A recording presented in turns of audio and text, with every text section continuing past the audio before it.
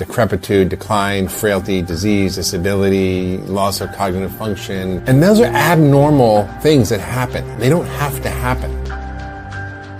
It's possible to be very vibrant if we know how to take care of ourselves. And what we've done in our culture is activate all of our disease systems. Is the ability to slow the rate of aging and then reversing aging that has occurred possible now? It's just hiding in tens of thousands of scientific publications and a lot of really hard work. What we see as aging today is something that it gives us an impression that it's bad to get older because you're going to become disabled, decrepit, dysfunctional, frail. Well, we now have a society where 6 in 10 of us have chronic disease, where 4 in 10 have more than one, where if you're over 65, 80% have a chronic disease. With our understanding of the human genome, of systems biology, of the body as a biological network, as a system, it's like an ecosystem where everything's connected, working together.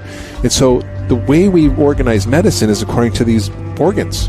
If you can measure every organ of the body and let the organ speak about what it wants to be in an ideal state, reference gold standard scientific evidence, and then create a protocol and then have perfect adherence, you create a system where the body can maintain itself in an optimal state. We may be able to even create something called longevity escape velocity, meaning we can escape death by advancing science that will keep us living longer and longer each year we're alive. I do think that it is pushing the boundaries of what we thought is possible. And we know in animal models, we've been able to extend life by a third, right? So if we do certain interventions, we can take animals and make them live a third longer, which means for humans, you'd live to be 120. As this new form of intelligence emerges in the world, what does that mean for us? And in contemplating this, it might be wise for us to ask, what should we aspire to as a species? When I was in medical school, I studied a book called The Pathologic Basis of Disease. But we now know that we have an innate healing system. How do we get ourselves pointed in the right direction? And so Blueprint, it may seem about health and wellness and diet and food, is really not. It's my best guess at the ideal way for all of us to prepare ourselves to walk into this future. We can get biologically younger as we get chronologically older.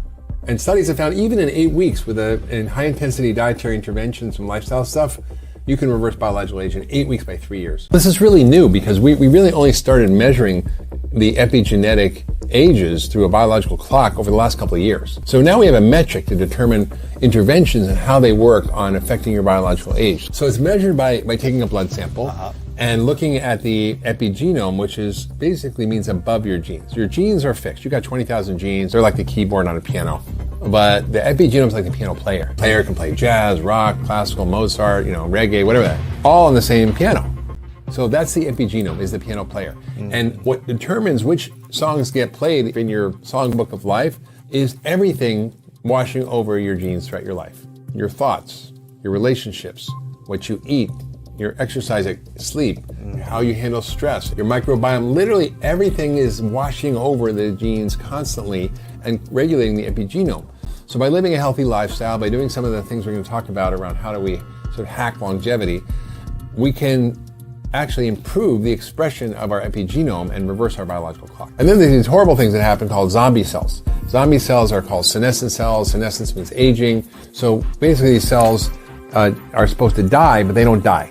And they just continue to spew out inflammatory chemicals and produce inflammation. And that's another one of the hallmarks of aging is inflammaging. Everything that happens as you get older connects to inflammation. So inflammation is kind of the disease of aging. And then we have mitochondrial changes. Mitochondria are the energy factories in your cells or in your muscle. They're in every organ, every cell. And our mitochondria poop out. But those are things we can regenerate, repair, renew, recreate. We can build through like the protein and the exercise and various supplements and foods, all help rejuvenate mitochondria. And the last one is the microbiome. As we age, our microbiome degrades. We get what we call dysbiosis, imbalances in our gut bacteria. And those gut bacteria become toxic and inflammatory. So part of the diet you have to have is to take care of your inner garden. You need pre and probiotic foods and polyphenols. So prebiotic foods are things like asparagus, artichokes, Jerusalem artichokes, jicama, plantains. These are foods that feed the good bacteria, right?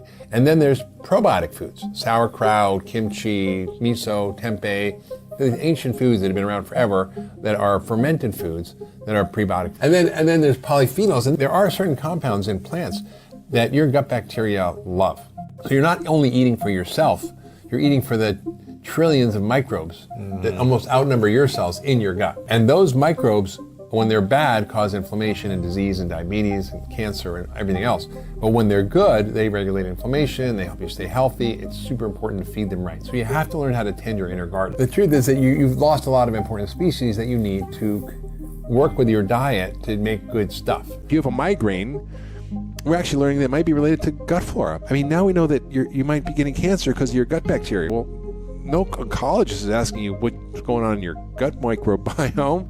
You need to approach the human system by an organ basis. You of course can do things for system well-being like we have been doing. And so this first phase of Blueprint has been entirely about getting the basics right to slow the rate of aging. We just started in the past month at this phase 2, which is what you said, regeneration. And we're doing this on an organ by organ basis. So in the same way, we've looked at my heart and we've quantified it from a dozen or so different age markers. And once you have those age markers, you're armed with going to the literature and saying, what evidence is there in literature that you can regenerate the heart in these functions or in this anatomical way? And that's how we're approaching the entirety of regeneration. And this is the open question, is can we in fact reduce the biological age of me in its entirety, starting with organs? And so it may be epigenetics, it may be DNA methylation, maybe not.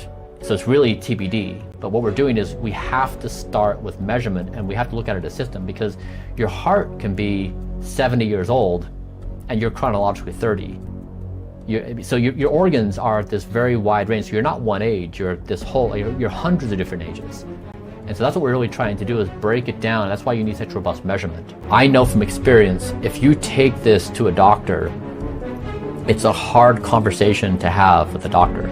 If somebody's trying to do something that is not as part of the system, it's hard. Which is why I've been sharing this with everyone, is then it gives an opportunity for a bunch of people to jump in and start doing things in different ways. But it's this opportunity for us to rethink the future of our existence is a computational fabric of goal alignment, of trillions of intelligent agents. And we are immersed in this tapestry. And we're moving in this trajectory. We don't know where, but along the system. And much like evolution has done on planet Earth and produced, but it's this system of interwoven intelligence, and we're part of it. That's the beauty of our minds, is we have the power over our thoughts. Between stimulus and response, there's a pause. And in that pause lies a choice. And in that choice lies our freedom.